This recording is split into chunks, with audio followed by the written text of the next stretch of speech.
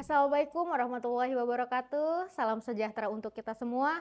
Perkenalkan, nama saya Nirwana Hendrastuti, Eskom MCS. Saya merupakan dosen tetap di program studi S1 Sistem Informasi, Fakultas Teknik dan Ilmu Komputer, Universitas Teknokrat Indonesia.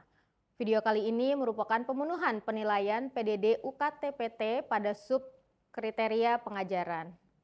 Saat ini saya mengampu beberapa mata kuliah di Fakultas Teknik dan Ilmu Komputer, di antaranya ada mata kuliah Data Mining, Text Mining, Big Data, Business Intelligence, Sistem Pendukung Keputusan, Visualisasi Data, dan Sistem Basis Data.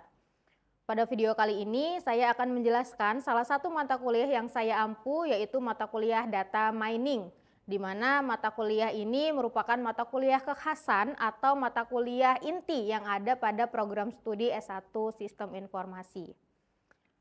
Adapun deskripsi dari mata kuliah Data Mining, yaitu Data Mining adalah proses otomatis atau semi otomatis untuk menganalisis data dalam jumlah besar dengan tujuan menemukan pola tersembunyi, hubungan antar data, anomali, klasifikasi, dan juga prediksi yang dapat digunakan dalam pengambilan keputusan.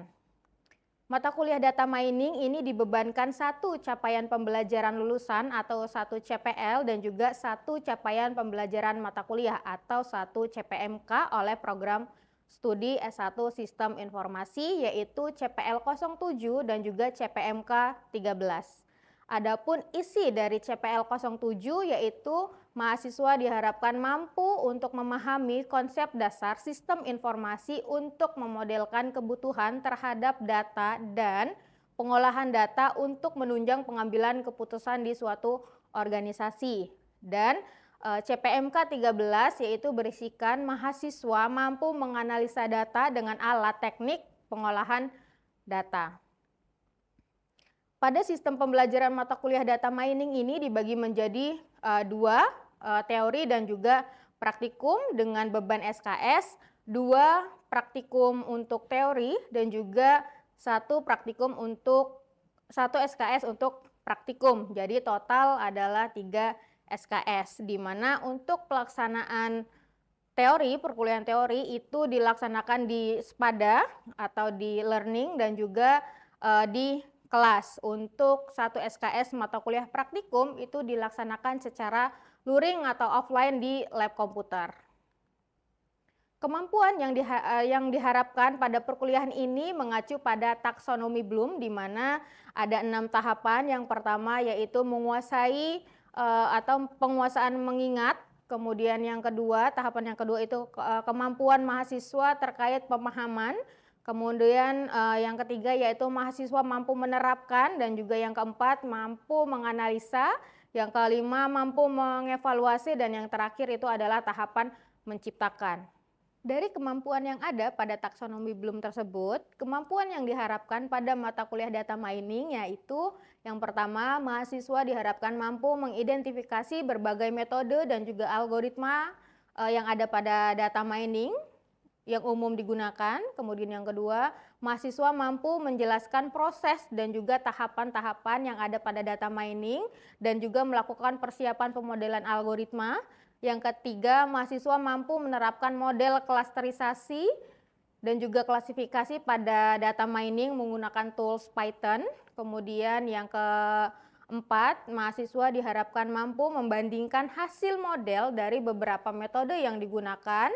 Kemudian yang kelima, mahasiswa dapat mengevaluasi performa dari model data mining yang sudah dilakukan. Dan yang terakhir, yaitu mahasiswa mampu untuk merancang dan juga membangun model data mining end-to-end dari studi kasus yang diberikan. Adapun materi yang akan dibahas pada mata kuliah ini yaitu yang pertama mata kuliah tentang pengantar data mining, kemudian yang kedua ada business understanding dan juga data understanding, kemudian materi yang ketiga itu ada pre-processing data atau pra-pemrosesan data, kemudian yang keempat itu ada fitur selection dan juga fitur engineering, kemudian materi yang kelima yaitu implementasi algoritma klasifikasi dan juga algoritma klasterisasi. Materi yang keenam yaitu materi terkait analisis keunggulan dan juga kelemahan dari masing-masing algoritma yang sudah dipelajari. Kemudian yang ketujuh materi terkait evaluasi model, dan materi terakhir yaitu adalah proyek akhir yang akan diimplementasikan pada masyarakat. Nah, untuk pembobotan penilaian yang digunakan pada mata kuliah data mining, yaitu untuk kuis itu memiliki bobot 15%, tugas 30%, UTS 20%, dan UAS 35% dengan total 100%. Oke, bisa kita mulai perkuliahan hari ini? Bisa. Untuk memulai perkuliahan, mari kita berdoa menurut agama dan kepercayaan masing-masing. Berdoa dimulai.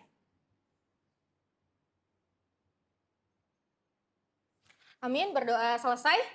Oke, Assalamualaikum warahmatullahi wabarakatuh. Waalaikumsalam warahmatullahi wabarakatuh. Bagaimana kabarnya hari ini? Alhamdulillah. Baik, alhamdulillah, puji syukur kehadirat Allah Subhanahu wa taala atas berkat rahmat dan hidayahnya hari ini kita bisa berkumpul di kelas Data Mining SI 23AB. Ada yang salah kelas? Enggak ya? Karena ini sudah masuk minggu ke-7 perkuliahan. Jadi sepertinya tidak mungkin untuk salah kelas begitu ya. Oke.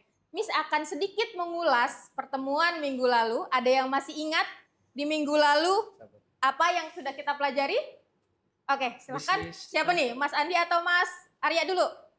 Oke, Mas Andi dulu. Belajar business understanding, Miss. Business understanding. Oke. Di dalam business understanding, apa yang dipelajari kemarin? Yuk, Mas. Oke, silakan. Mengetahui permasalahan bisnis, Miss. Mengetahui permasalahan bisnis tersebut. Oke, good. Ada lagi yang lain? Oke, silakan Mas Putra. Memahami kebutuhan dari permasalahan. Memahami kebutuhan dari permasalahan. Oke, good. Kalau Mas Arya tadi adalah memahami kesalahannya, tapi untuk Mas Putra memahami solusi dari permasalahan, gitu ya? Oke, good. Jadi, business understanding itu adalah bagaimana kita mengetahui permasalahan, betul ya, permasalahan yang ada di case study atau di mitra kita, gitu ya. Kemudian kita bagaimana cara kita memecahkan permasalahan tersebut, gitu ya. Oke, berarti masih ingat ya, masih di-remind lagi ya. Oke, pada pertemuan kali ini kita akan membahas materi selanjutnya yaitu terkait pre-processing data. Nah, di pre-processing data ini ada yang tahu pre-processing data itu apa? Oke, silakan Mas. Pre-processing konversi data sebelum modeling menghilangkan simbol-simbol di data. Oke, jadi proses pre-processing itu menghilangkan simbol-simbol dari data mentah kita, gitu ya Mas Putra ya. Oke, good. Ada lagi Mas Turwan? Menghilangkan simbol-simbol di data seperti itu aja, Miss. Menghilangkan simbol-simbol di data. Menghilangkan simbol-simbol. Masih sama berarti ya. Tadi menghilangkan simbol-simbol di data mentah, ini menghilangkan simbol-simbol datanya gitu ya. Ya, benar. Sebenarnya itu sudah cuplikan kecil gitu ya dari apa yang dimaksud dengan pre-processing. Oke, kita baca bersama. Oke, sebelum kita bahas nih, apa sih pre-processing gitu ya. Tujuan pembelajaran di pertemuan kali ini itu ada 3. Yang pertama yaitu mahasiswa diharapkan mampu untuk mengetahui konsep dasar dari pre-processing. Kemudian yang kedua, mahasiswa mampu mengetahui dari tahapan-tahapan pre-processing itu sendiri. Kemudian yang ketiga yaitu mahasiswa mampu mengidentifikasi dan juga menerapkan berbagai teknik pre-processing. Tadi sudah Miss tanyakan ya, pre-processing itu apa? Tadi katanya menghilangkan simbol-simbol di data mentah. Ini juga tadi menghilangkan simbol gitu ya. Sama mungkin spesifiknya simbolnya seperti tanda tanya, tanda seru begitu ya. Oke, kita baca bersama bahwa pre-processing adalah proses awal untuk membersihkan, memformat, dan menyiapkan data-data mentah, terutama data teks atau data numerik agar bisa digunakan dalam analisis lebih lanjut. Nah, di data science itu sebenarnya banyak sekali preprocessing ya, ada ekstraksi fitur di dalamnya gitu ya, kemudian ada hierarkikal dan sebagainya. Di pertemuan minggu ini kita akan membahas preprocessing khusus pada text mining gitu ya. Oke, kita lanjutkan. Nah, ini ada 3 tujuan dari preprocessing. Tadi ya, mengurangi noise atau kata tanda yang tidak penting seperti simbol. Simbol itu masuk ke dalam noise ini gitu ya. Kemudian mengubah teks yang tadinya tidak terstruktur menjadi data yang siap dianalisis. Karena untuk text mining rata-rata datanya adalah data tidak struktur gitu ya. Kemudian tujuan yang ketiga itu adalah menstandarisasi format data dan juga meningkatkan performa dan juga akurasi model gitu ya. Nah, di sini untuk tahapan-tahapan preprocessing itu ada 5 khusus di text mining ya. Yang pertama itu ada scaffolding, kemudian ada tokenisasi atau tokenizing, kemudian ada filtering, kemudian ada steaming, dan juga ada stopword removal. Nanti akan kita bahas satu persatu apa itu scaffolding sampai dengan stopword removal gitu ya. Yang pertama adalah scaffolding. Nah, untuk scaffolding ini digunakan untuk merubah kata yang tadinya huruf kapital itu diseragamkan menjadi huruf kecil atau lowercase gitu ya. Kenapa? Karena komputer itu dia tidak bisa membedakan makna katanya gitu ya. Makna katanya. Contohnya, kata saya dengan huruf S besar atau huruf S-nya kapital dengan kata saya yang seluruhnya itu huruf lowercase gitu ya, itu dianggap 2 kata yang berbeda. Sedangkan kalau human, kalau kita itu kan sama ya, sama-sama saya. Contohnya nih. Nah, kita tes ya. Contohnya nih, pada kata sebelum di scaffolding itu adalah saya suka AI gitu ya. Setelah diproses preprocessing scaffolding, maka kalimatnya akan berubah menjadi saya suka AI. Kenapa? Karena kata saya di sini gitu ya. Saya dengan kata saya itu 2 hal yang berbeda. Ketika ini ya, terlihat? Oke. Ketika di komputer gitu ya, ini adalah 2 kalimat yang berbeda. Ini kalimat 1, ini kalimat 2. Tapi kalau kita sudah di preprocessing menggunakan scaffolding, itu dia akan berubah menjadi sama-sama saya gitu ya. Kalau di sini ini 1, ini 1. Kalau sudah di scaffolding, maka saya ini ada 2. Gitu perhitungannya. Fungsinya untuk apa? Fungsinya untuk menyeragamkan.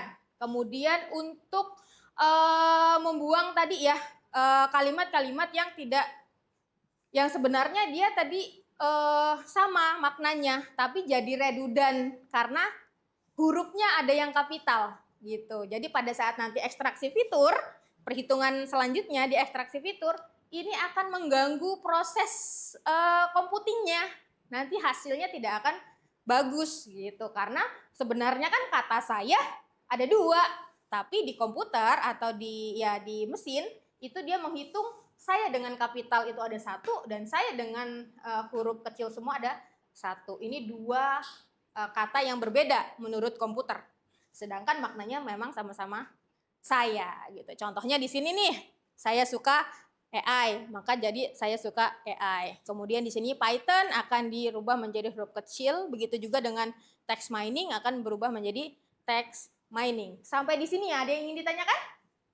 Cukup? Oke, kita lanjut kalau cukup. Nah, kemudian tahapan preprocessing yang kedua yaitu ada tokenizing atau tokenisasi, di mana tokenisasi ini adalah proses untuk memecah sebuah teks menjadi bagian-bagian kecil yang disebut sebagai token gitu ya.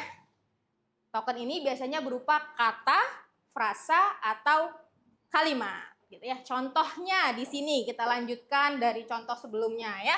Di sini ada kata saya. Ini bisa hapus nggak apa-apa? Teks ya. Contohnya nih. Aduh.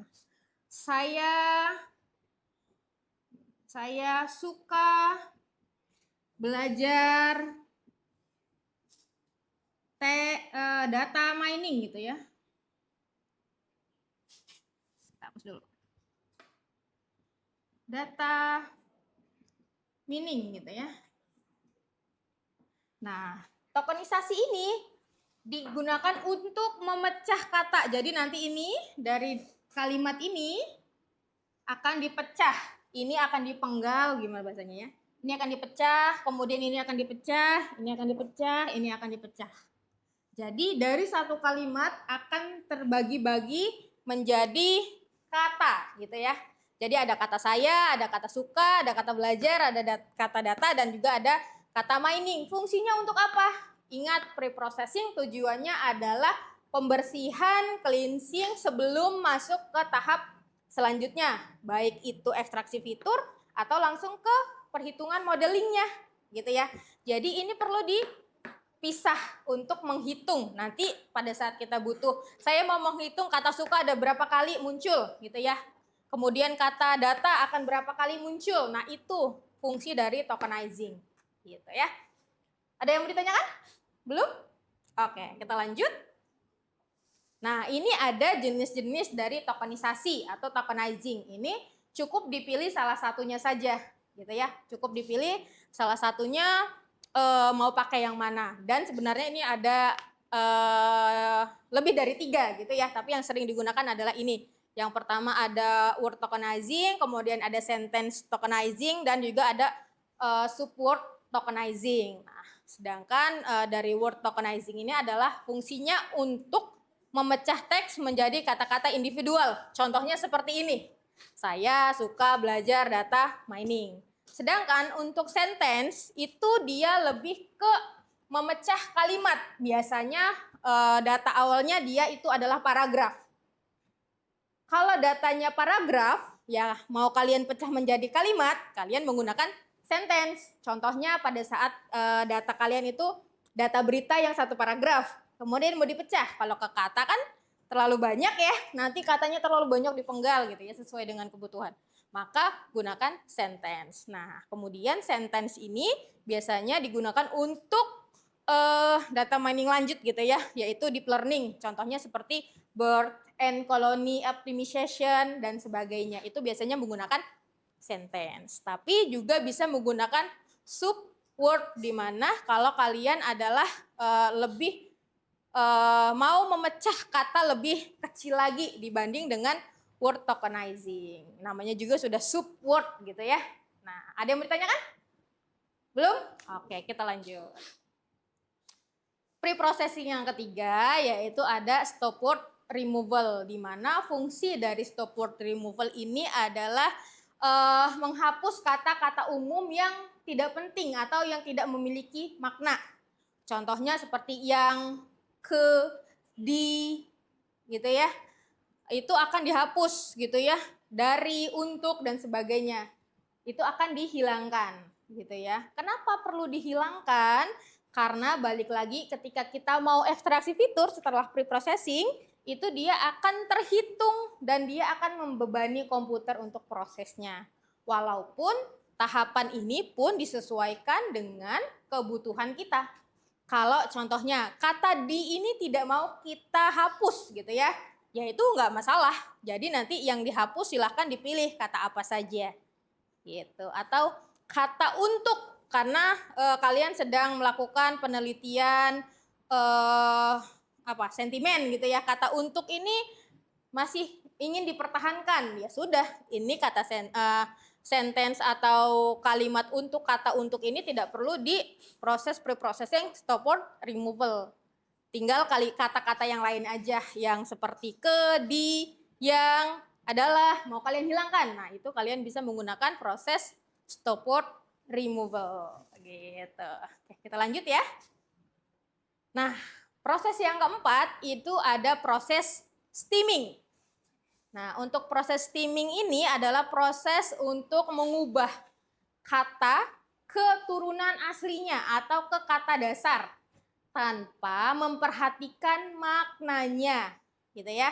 Balik lagi, tanpa memperhatikan maknanya. Contoh di sini ada kata berlari dan juga pelari dan berlarian akan dirubah menjadi kata lari.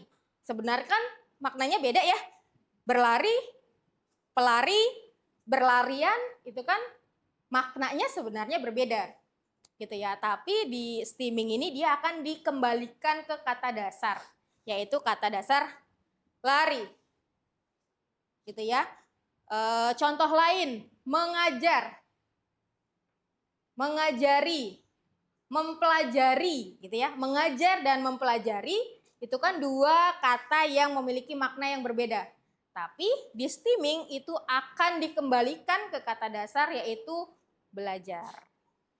Walaupun maknanya tadi beda gitu ya. Nah, balik lagi digunakan atau tidak itu disesuaikan gitu ya.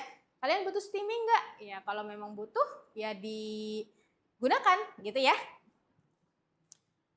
Ada lagi contoh yang lain kira-kira apa? Memakan, gitu ya.